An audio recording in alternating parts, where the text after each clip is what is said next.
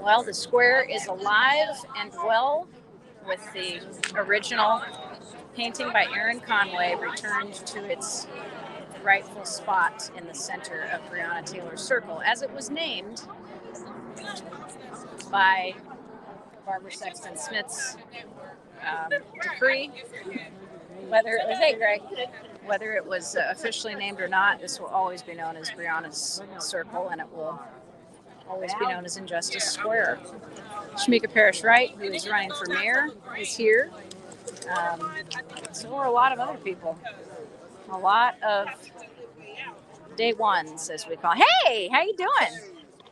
Graham's here. Graham, our favorite photographer. Courier Journal's here. Voice is here. Yeah, what? Yep. That's real speed. I like that. That's real speed. Kids are here playing again, enjoying their beautiful mid-March break of weather, which is incredible. Absolutely incredible to see everybody returning post Hankison verdict. News crews are down here too. 502 live streamers are in the house. Riot Heart's here. Summer Dickerson is here. I don't know who else is here. I just arrived, so I don't even know who's in the square. But there are a lot of people. Hey, Destiny! A lot of people who. How are you doing? How you feeling? I'm ready to march. You what? I'm ready to march. You're ready to march? There's going to be a march? It was really hard to watch Hankison testify, yes. Pretend to cry, admit that he, had no clue what he was shooting at because he was scared, and then to see a jury of predominantly white people, predominantly white men, say that he wasn't guilty of anything wrong. So, it could have been me with my kids next door. They're right there. It could have been my son, in that room. So. It was hard. It was hard news. Yeah, it was hard news for everybody. And to go back 2 years to when the announcement was made that those would be the only charges against the officers who were involved in the death of Breonna Taylor it was a tough pill to swallow, I imagine, for an awful lot of people. Yeah, definitely so.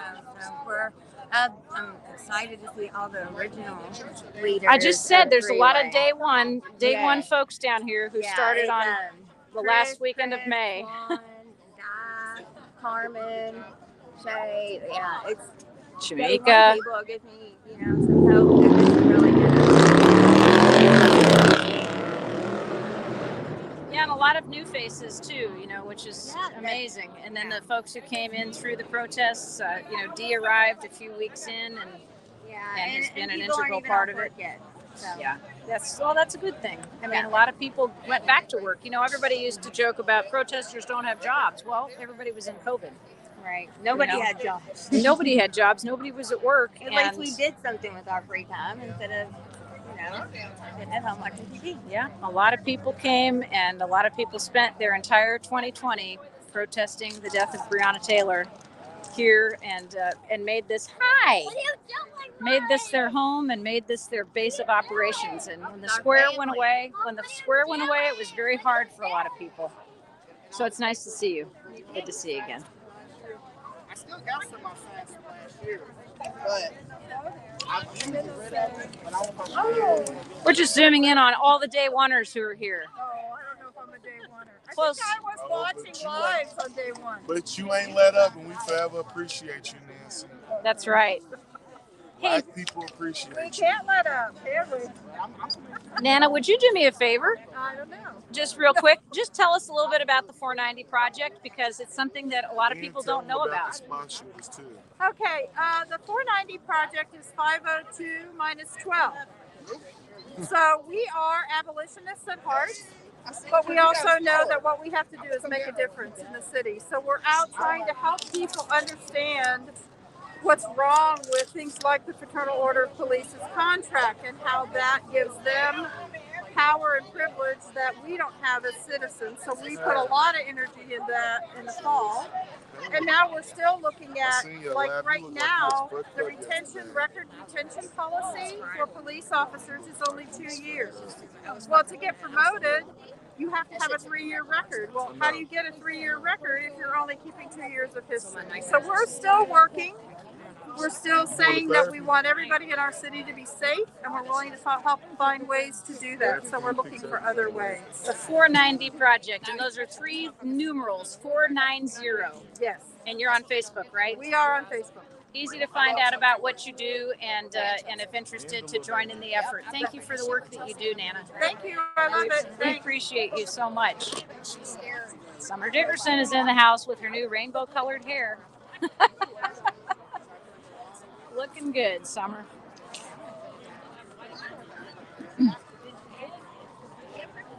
There's the owner of Black Market, Kentucky, Jasmine. Hello. How are you doing? I'm doing okay. Are you guys involved in the farmers market that's taking place this weekend? Yes, we will be there tomorrow. Come check us out. Come check out the Black-owned products that we will have tomorrow that won't be at the farmers market.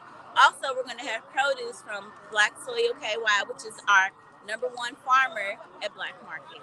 Wonderful. And the location of this is going to be 18th and Jefferson, right? Yes, at Joe's Palm Room. Joe's Palm Room. That's important to know. Thank you so much. You know, I'm highlighting the things that have come out of the protests. Yes. Black Market, Kentucky being one of those. The only Black-owned grocery store in the West End for many decades. Yes.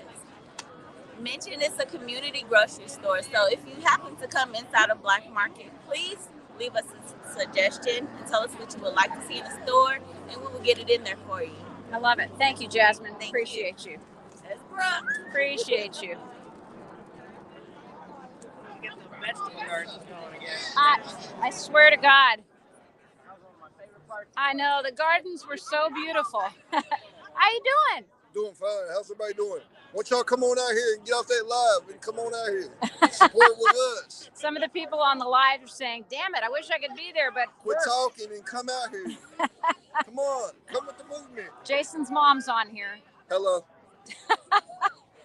So I'm going to try to see if I can find Kamal. I don't know where I think he might have left, but I wanted to talk to him about men against gun violence because it was truly an amazing creation. It was after Tyree Smith was shot, and Kamal Wells stood up and said, we need Black men to come to the bus stops. It's very important that we have them here and protecting our children. And he organized a number of Black men who came out, and some white men came out too, and some women came out, Black and white. Everybody came together, and I think that was one of the most important things that we saw about that is the unity that occurred, bringing people together to try. Oh, I see Kamal. I'll see Kamal. I'm going to get him. He's on the phone. There's Shamika Parrish Wright and Tia Krutzinger Edison. How are you guys? All right, how you doing? Tell us why you came out, and I'm going to just get a nice shot of you in front of Brianna here. It's a beautiful picture. How is it coming back to the square? I can't run from this. I know some people consider this to be political suicide, but I believe in running right into our problems because we don't get to avoid them as Black people. We don't get to avoid discrimination.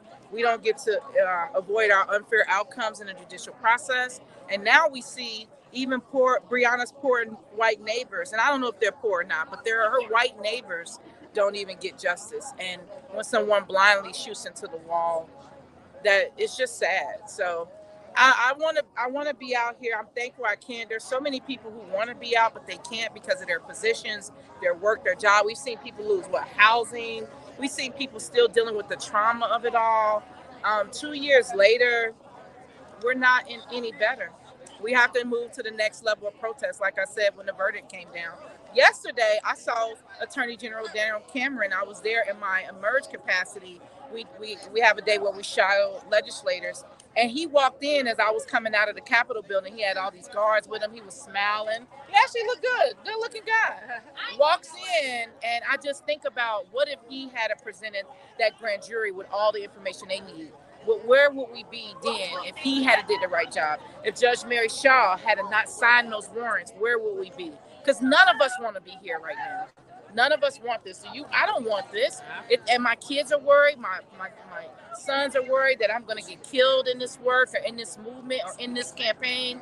None of us wanted this, Tara. And it's where we are, and we're going to show up as much as we need to. But our country was built on protest. Our country was built on people standing up for their rights. And we're going to always be on the right side of history. One of the things that I'm emphasizing in this live stream is all of the things that have come out of the protests. Yeah. Black Market Kentucky. Yes. Chalk It Up. Yes. Riot Heart's nonprofit to do good in 12 the community. candidates for mayor, me being the first one. Look at you. And, candidates who came from the protests. We have a new state representative in Katura Heron. Go ahead, Katura. Yeah, and so many other Men Against Gun Violence, Kamal Wells. So many people who came together, and as this family that developed at the square began to move from protest to policy. That's right. So many more things started to happen. Good point. And I think we need to focus on those things too. Yeah. We don't need to keep going back to the rioting and looting accusations. Yes. About how we destroyed downtown by even showing the protests. Yes. And downtown was already on a decline, and I think COVID was one of our biggest culprits that year. And everybody was trying to figure out how to deal with it. But we took care of a lot of these downtown businesses. The money we raised, we put right back into these businesses, the hotels. They don't never talk about that stuff.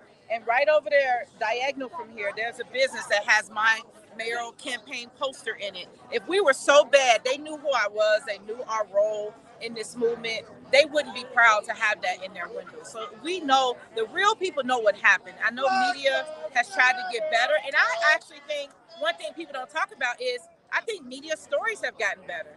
They're not just talking about the cat that ran up the tree yesterday. They're talking about real issues that we deal with. And the live streamers, I don't care what nobody say, folks have to give you credit because people from all over the world were able to tap into our movement by your streams. They trusted you all to show the real, the raw, the gritty, and the beauty of it all. We found joy, we found love, we found community in the middle of that protest. And live streamers have changed the game. So much so that I always say this, the LMPD has their own streamers now. Everybody's streaming in a different kind of way now, and I want to give credit where credit's due. Well, and last night I was proud to see that Louisville Metro Police Department was watching my live stream. They will watch. And that's good. Be aware. They will watch all of your streams, and it is so important. But you all changed the game, and they will never give you credit for that, but I will give you credit for that. It's nice to see you, Shamika. Thank you. Whoopsie. Hey, David. How you doing? David Maurer, dressed to the nines. Wow. That's amazing. Good Lord. Hello, Max. David McAtee's sister. I've met. Oh, hi. How are you doing? She had a bad accident, right? What happened? I got hurt up in Savannah with a bad robbery. I got stabbed and cut. God, I'm so sorry to hear that. And I'm not with this guy. That December 20th, I was discharged with a pistol. They put me over on 8 months. They said it was a robbery in bed, but I didn't have one. She lost her son too. I lost David McAtee and I lost Marvin McAtee. Yeah, David and Marvin. I'm so sorry for your losses. So glad to see you here. Lost me. Yeah. We're glad to see you here. Thank you for being here. All right. So we are, just watching what's occurring as people are kind of gathering. I'm assuming for a march. We asked one of the guys who's organizing is Dee. Hey, Dee. So what's the plan for tonight? Tell us what you guys have in store. It's kind of surprise right now. A surprise.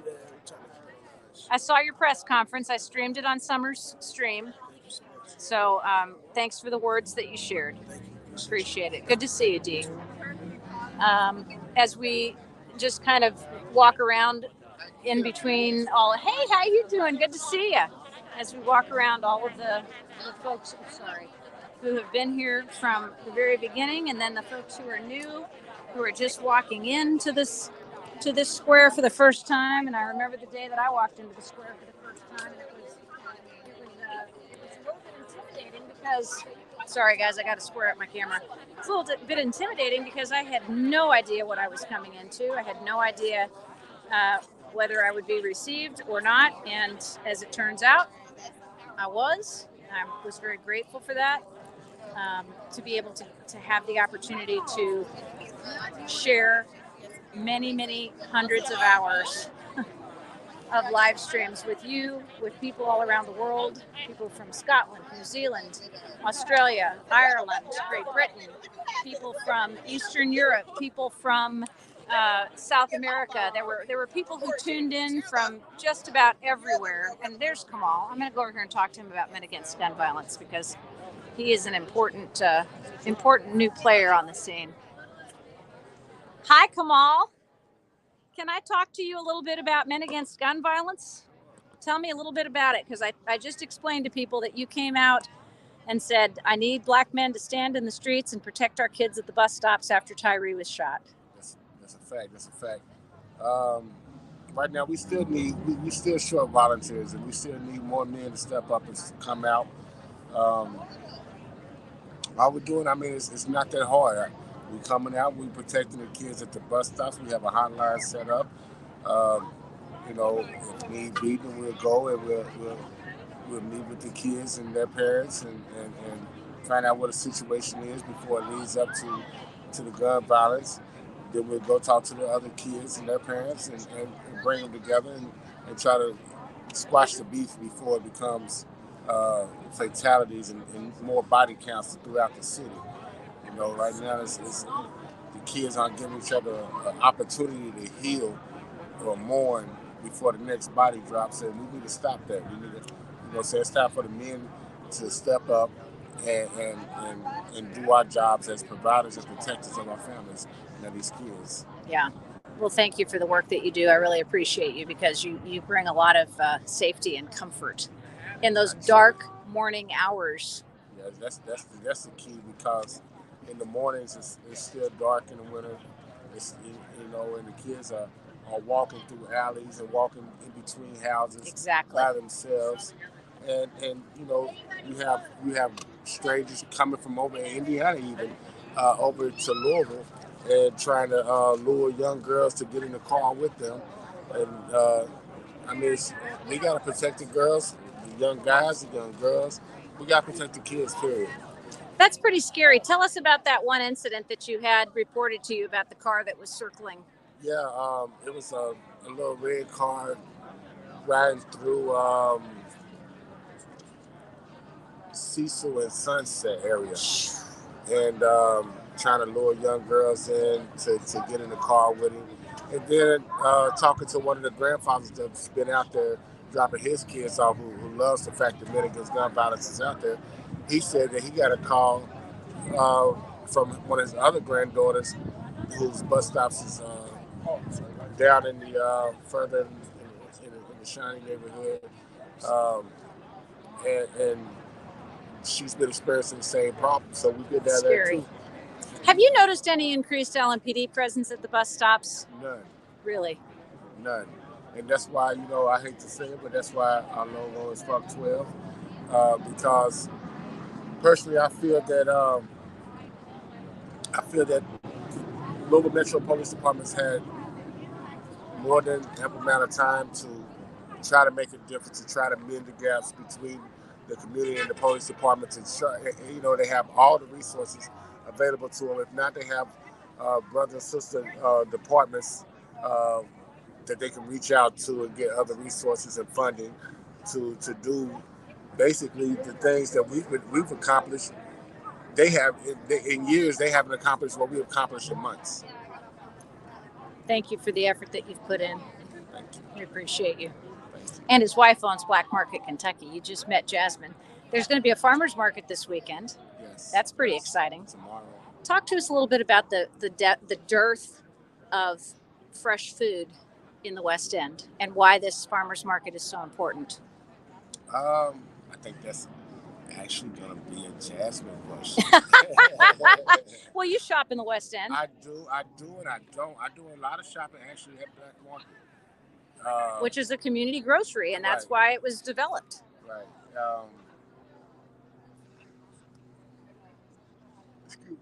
I know that it's hard finding fresh, organic vegetables and produce. everything has so much chemicals and so many preservatives and this and that. Yep. It's None of that happens at Black Market, Kentucky. I guess when you're young, you want all them extra things. But when you get older, you realize, like, hey, I need things that's going to take care of my body. Yeah, that's what we got to do. I need foods that's going to take care of my body. Yep. So, shop Black Market KY. How can folks get involved with Men Against Gun Violence?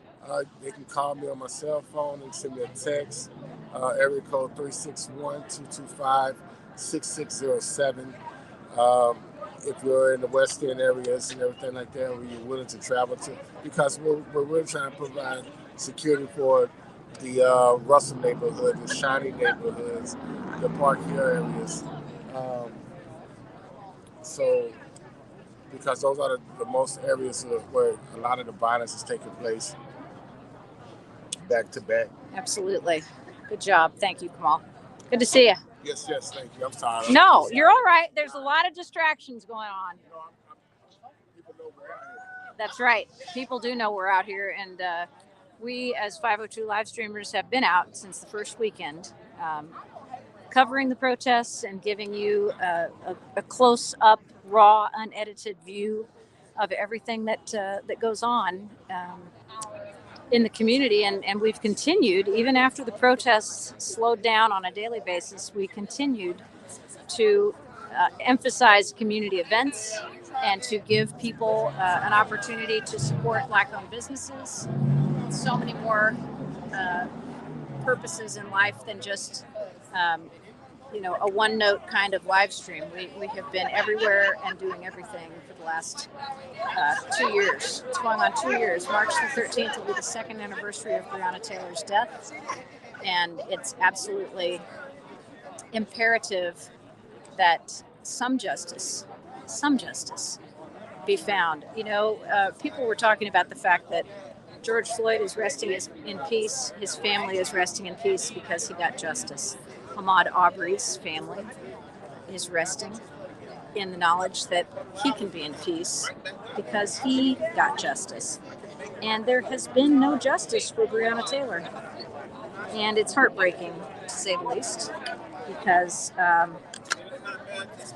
first of all, none of the officers that were involved in her death were ever charged, except for Brett Hankison, who had wanton endangerment charges filed against him, not for the death of Breonna Taylor, but for the 3 neighbors in the apartment next to hers, where his gunshots went and endangered the lives of parents and a 5-year-old child.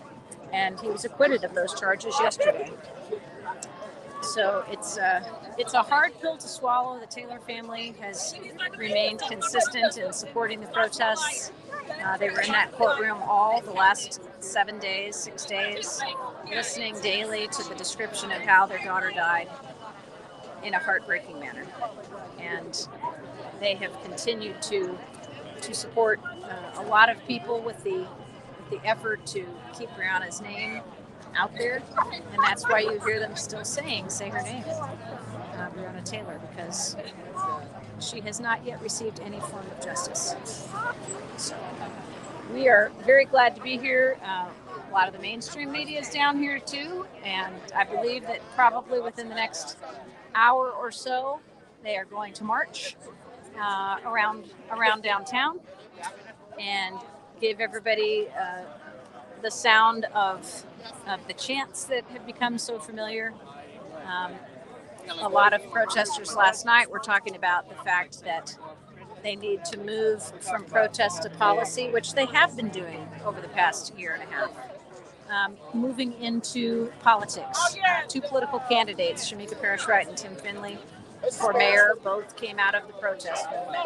Couture Heron, who came down as a protester and ended up writing Breonna's law, just was elected to Reggie Meek's seat in the state legislature. So she is now Representative Couture Heron, which makes all of us who know her very proud and very grateful.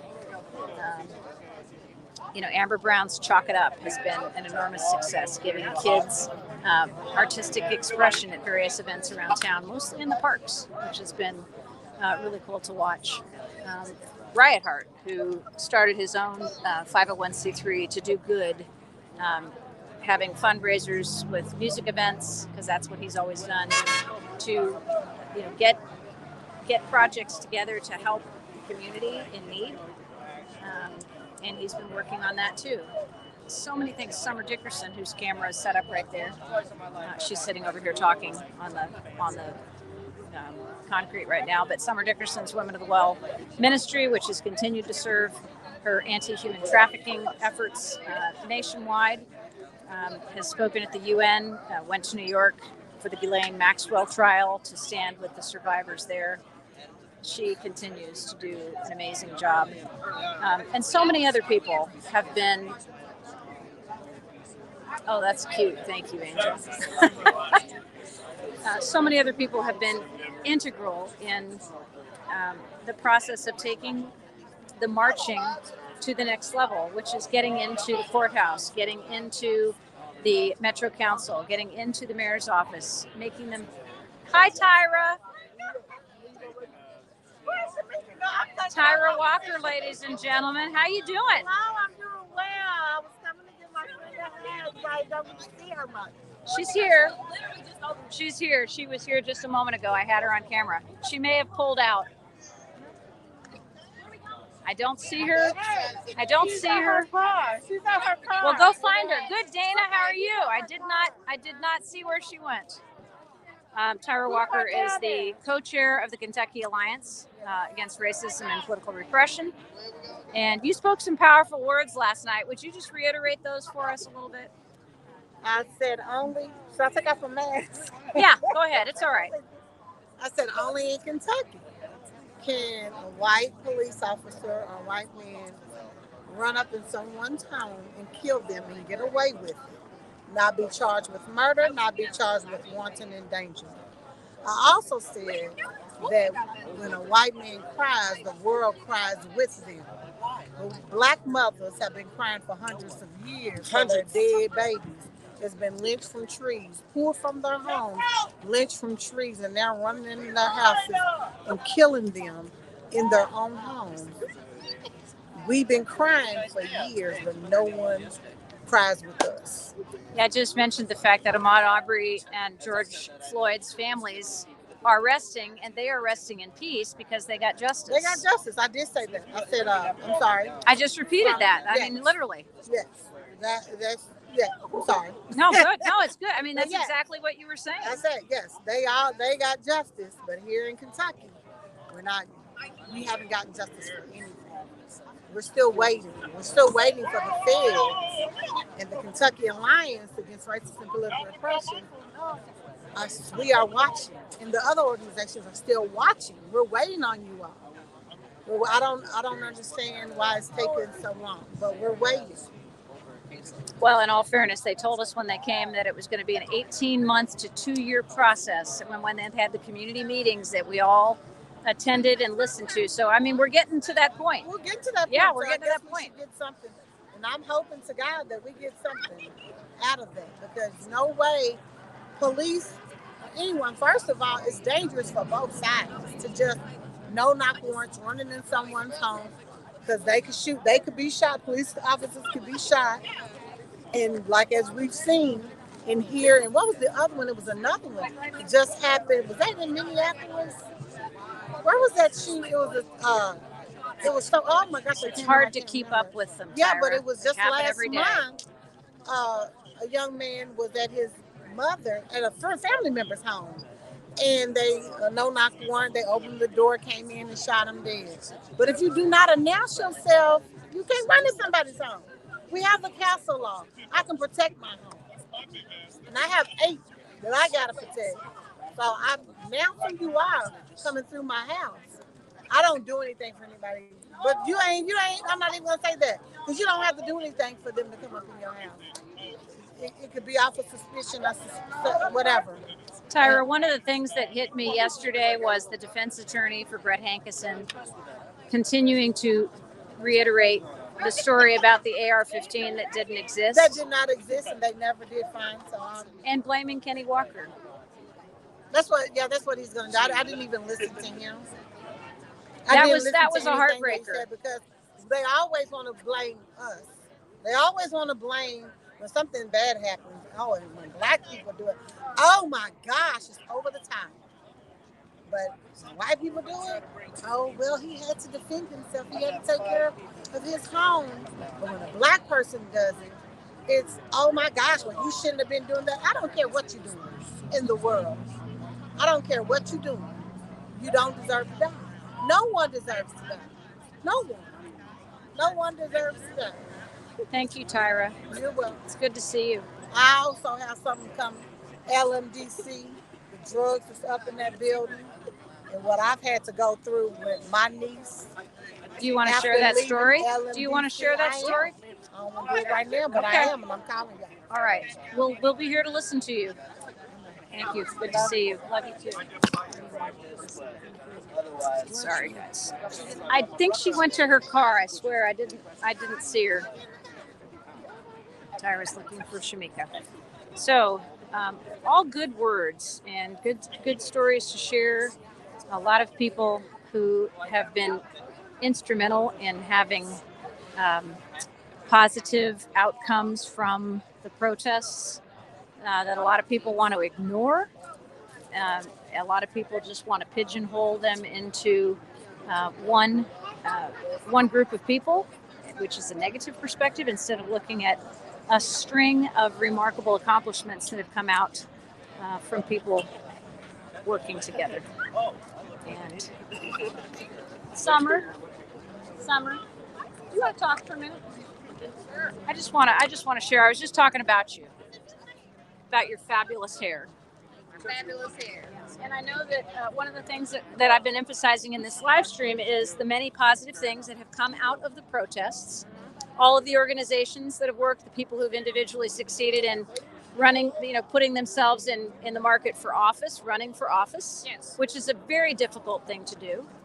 And the work that you have continued to do, which is right there on your shirt, stand with survivors. Yes. We're coming for justice. Talk a little bit about Women of the Well and what you continue to do on a daily basis to help anti-human trafficking efforts in Louisville.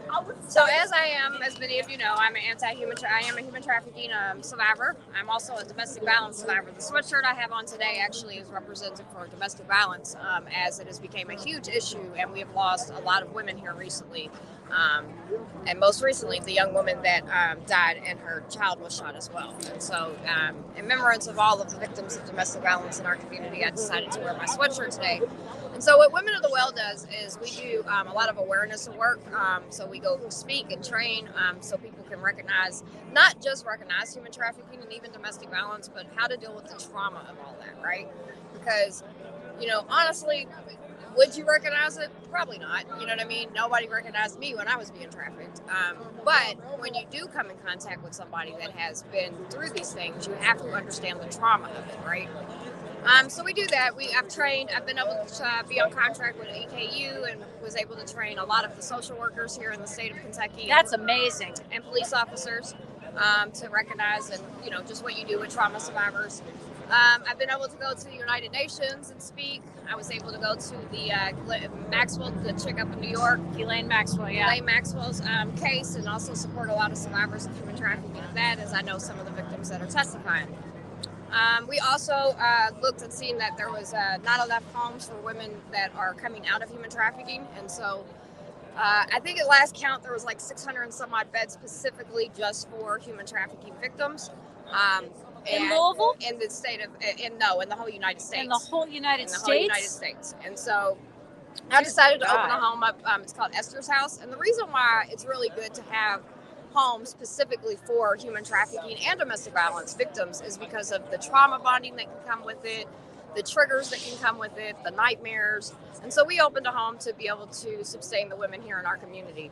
And we do parenting classes, we do trauma, all kinds of different trauma work, all the way from art therapy to, working with victims with DID and just all that. We also do anything in recovery.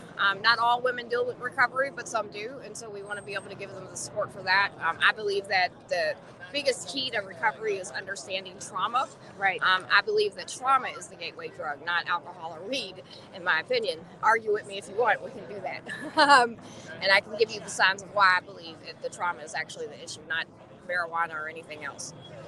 So we do all that. And then, we do homeless outreach here in the community. We go out at least 5 days a week on the streets in our city, in the railroad tracks and the trap houses, abandos, whatever you want to call it. And we serve the less fortunate of our community. We have over 10,000 people in our community homeless, and that includes children as well. And so it's very important for the grassroots outreach organizations. That's who combats our human trafficking. Our homeless population. Sorry, city, but they're just not doing what they need to be doing. I really think the grassroots organizations support into the local grassroots organizations because we need your all's help. They're our brothers and sisters. It's all of our responsibility. And Samantha Franklin just said, education to kids and giving closure. Love, love, summer. Yeah, and we work. I do also do gang intervention. We work with a lot of youth. I wear a lot of different hats, because with the two main issues that I fight, human trafficking and domestic violence, comes with a whole lot. You know what I mean? You have families, you have kids, you have parents, you have, all kinds of different people that you want to help. And one thing about that, I want people to understand, there's a couple things with this protest stuff, right? Yes, there is a form of protesting when boots on the ground, what we're doing right now, holding space, marching and things like that. But when that all ended, what a lot of people did here in our community, we recognized that we had a huge community violence issue. We recognized that we had a huge houseless issue. We recognized the issues that we have. And so we went from the streets, from protesting and making your all's traffic a little uncomfortable, to going into our communities and actually poured into the people, right? That is also a form of protesting. So when people sit there and and make sure when you pick your topics that you want to talk about. Community violence is a different topic from police brutality. Police brutality is a different topic from other things, So understand that, yes, a lot of the protesters here, we've had Black Market come out. We've had, Chalk It Up with what's Amber saying? Yeah, for Chalk It Up, for Chalk It expressive Up. art therapy. There's all kinds of different organizations. Antonio T. Made Taylor's wonderful organization, the Real Young Prodigies. And shout out to Antonio. He's watching. He's been doing the work in the community for a very long time. Yes. Through radio, through interviews, through working with our youth. And so we have, there's just tons. You got Rad Hart, you got what you do, Tara, tons of people that have to take care of our community. And so we've done that. And even, there's been some people that said, well, why weren't you all out there on the trial? Why wasn't anybody out? We actually had somebody screaming at us during the press you were conference. in the courtroom. I'm going to address that. Give me a second. I'm jumping ahead. Again, another form of support is also going inside the building and sitting with the family. I was with Ms. Palmer the whole time. I wouldn't have been anywhere else. It was very important to have that support inside the courtroom, even though the case was not exactly for Breonna Taylor and had everything to do with Breonna Taylor. And not only did I want to support Ms. Tamika, but I also wanted to support Chelsea, because that's a big thing, Who was the neighbor who was she was the young lady that actually took the charges out and took Hankison to court. And so, it's support and protesting comes in a lot of different ways, and we have to remember that. And so, you can be very simple-minded if you think something is done in just one way, because nothing is done in one way. There's so many different ways of doing things. So, it's our community. We have a lot of issues. We all recognize that, And one thing that this case, hold on one second. Hold on. Oh yeah, interview. One thing that, that was even talked about during the press conference and stuff, a clear message was sent. They didn't care about Breonna Taylor's case. They didn't care about Chelsea's case. We have to figure something out to be able to.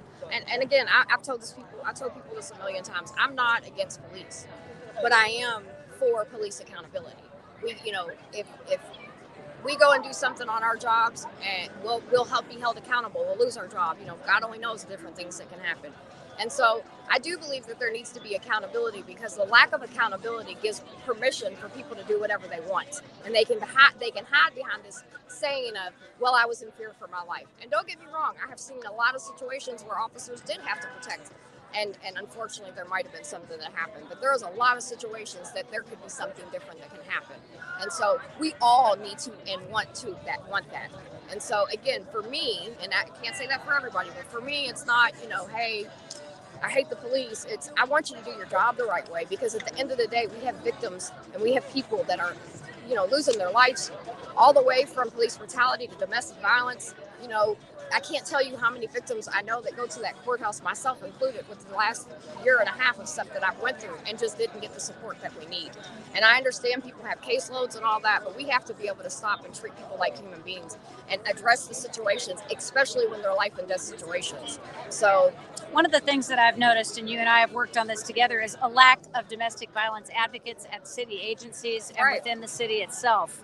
And that's heartbreaking. Well, you know, and I knew that as an advocate myself, right? But I've never had to get justice. I've never had to be the victim in this city, right? Like my victimhood, my victim status happened in other cities. So when I actually became a victim in my own city and I did not get the help and still have not got the help that I needed, you know, that's saying a lot, you know, because I'm Summer Dickerson, right? You know, and so if somebody with as much people know me and I know them and I couldn't get any help, what about the young lady sitting at home that's crying for somebody to help her or him, because domestic violence happens with men as well? You know, we just got to do better. You know, we have to do better. And there's a way that we can work together in the city, and everybody, you know, needs to, including people in power, need to stop with this. I'm not going to meet. I'm not going to talk. Let's sit down. Let's sit at the table. Let's come up with some conclusions, because we all have to live here. Here's the big key. Thank you, Summer, for always being there for anyone who needs you, including me. Always. Thank you for being there for me and dealing with all my shit. I tell you what, you know, that's part of being family, is you just have to deal with each other's stuff as it happens. I saw Amber just a moment ago. I don't know where she went, but I wanted to talk to her about Chalk It Up. I don't know where she disappeared to. I wanted to give her just a couple of minutes of amplification about... There she is. I'll go find her. Oh, there's our protest pup for the day. There's our protest pup today. Hi, Boo Boo. What's she doing? Who is this? Obi. Hi, Obi. Obi-Wan Kenobi. Oh, God, of course it is. Obi-Wan Kenobi. That's pretty darned exciting. All right, I'm gonna see if we can pull Amber over. Hang on just a second. Hey, can I talk to you for a quick second, ma'am? Yes. We were just praising you. I'd love to put you on the live stream for a minute just to talk about Chalk It Up. Okay. If you wouldn't mind doing that. Okay. That would be terrific. I'm going to keep close to you, though. Don't get too far away from me. Okay. So, Amber Duncan, talk to... What did I just say? You said Amber Duncan. I know. I don't know where I Duncan don't even know where came Amber from. Brown. I don't know where that came out of. But anyway, tell me about Chalk It Up and how it was born, because that was one of the things that I said was one of the fabulous things that came out of the protests. And it has just spread. And you've done such a beautiful job developing your own 501c3. And I just want you to share what the purpose of Chalk It Up is. So Chalk It Up started as a chalk party after they took the memorials away from the square. I came down here one night and it was like really bare. And so I was like, let's have a chalk party. And so we raised money. It was the weekend after Breonna Taylor's 1-year death anniversary. And we just came down here. We had a really good time. We had bubbles, chalk, snacks. Like, we just were vibing. And then, so that was March 20th. On March 21st, Shields gave the order for them to power wash the square to get rid of the chalk, which really upset us. So we were like, let's have another chalk party. And we did it again. We did it about 3 or 4 times. And then I was like, well, what if we just made them chase us? I bet they're not going to power wash Tyler Park like that. So we went to Tyler Park. And that's when we started to really see the need for that space that is safe and accessible, that is trans affirming, queer affirming. You know, we are very Black affirming. We accept and welcome everybody. And, you know, we have the vibe of like kind of like just a party, like a family reunion type thing. And, you know, we don't meet a stranger. So we've been going for a year. So we go out to local parks and we just set up safe space. We'll have tables with chalk, bubbles, snacks, activities. We do a monthly birthday party. So we'll have food, cupcakes, cake. And that's for anybody who has a birthday during that month. Well, that's for anybody. Yeah, which is awesome. All of our events are absolutely free. All you have to do is show up. We do not expect anything from our community people, because we feel like you should not have to justify your needs. You should not have to come into spaces only to have access to the items that they're giving away. if you do X, Y, and Z. We feel like you should be able to just have access to things. And our mantra is childhood should be free. We feel like children should be able to have experiences, trauma-free experiences, regardless of their economic status, regardless of any parts of their identity. I want you to talk for just a moment, please, if you will, about someone whose presence is greatly missed, and he's represented on this sweatshirt. Travis, yes. Yep. Travis, I miss him daily. I think about him all the time. He was so just bright, yep, and glowing and like loving, and he never met somebody that he couldn't find some kind of common ground with. He wasn't in conflict. He was very focused and driven and goofy and, loving. It's just loving. He Yes. just had such a heart. I miss him every day too. Yeah. And we Travis Najdi came into the protests almost suicidal, having no purpose, and found his purpose here at the square, and continued through the process to become an incredible leader and someone who we all looked up to, even those of us who are so much older than he was, and considered him a nephew, a brother, a friend. And he was tragically killed in an alleged carjacking in the fall of 2020, which is hard to believe. And now there is a beautiful memorial at Cave Hill Cemetery where he lies in rest. Yes. We appreciate that. Thank you, Amber. Thanks for Thank sharing you. with him just a little bit, because we don't want him to be And forgotten. we need those donations, you all. You can donate at Cash App, Chalk It Up LLC. No spaces, no special stuff. Venmo, Chalk It Up LLC. We need donations of money if you want waters, chips, snacks, all of the things that make for great childhood experiences. I love it. Thank you. Thank Thanks, you. Amber. I Have a hope good you have a good day. So, I called this the protest response to the Hankison verdict because by virtue of them being out here, it is a noticeable response to the not guilty verdict on the 3 charges of wanton endangerment, which were the only charges that were leveled against police officers involved in the death of Breonna Taylor. But a big focus for me during this live stream, and I hope that you'll take the time to look at it again, has been all of the good that has come out of the protests, the organizations like Chalk It Up, the individuals who have Hey, all those people succeeded. that are watching, you need to come out here. Quit talking. This is Quit the talking, recruiter. Quit watching and come out. This is the recruiter. Seriously. He's trying to get people to come out. Yeah, you need to come Hi, out. Dylan. Quit watching. All right. That's the problem. People wants to watch, but they don't want to come out. Get off the fucking That's the keyboard and problem. get into the march. Yes. And the Quit march watching. is scheduled for what, 5:30?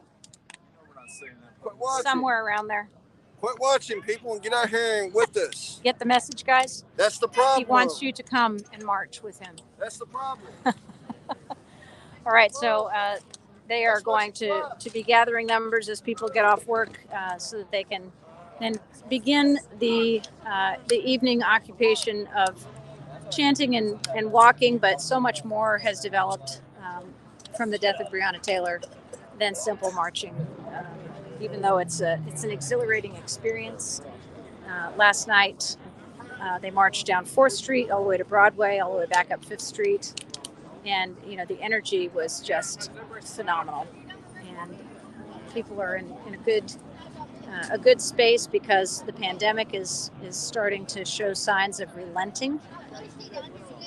So you don't see as many masks, especially outside, which is, a blessing. Inside, people are still wearing masks. Of course, the courthouses are all. Bye. I love you. Take care, sweetheart. Have a good night. So, just keep in mind the fact that once again, there has been no justice for Breonna Taylor, and until there is justice, we are promised there will be no peace. And if that involves hearing people chanting and marching and making noise and running for political office and creating new programs and nonprofits to serve the community, then that's exactly what's going to happen. Thanks for letting me join you guys. I appreciate you. I hope you have a wonderful evening and a beautiful weekend. The weather's great, and I'm sure there's going to continue to be a lot of activity at the square this weekend.